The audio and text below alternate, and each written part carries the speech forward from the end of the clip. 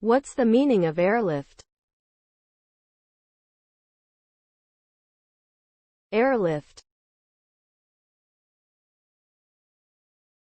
Airlift. Airlift. Airlift.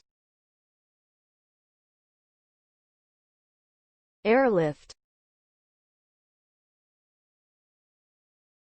Airlift refers to the process of transporting people or goods by air, often in a time-sensitive or emergency situation.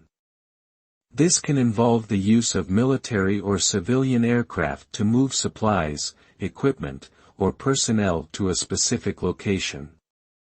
The result of an airlift can be the delivery of aid to a disaster zone, the evacuation of people from a conflict zone, or the transport of troops and equipment during military operations. Airlifts can be critical in situations where traditional transportation methods are unavailable, overloaded, or too slow to meet urgent needs.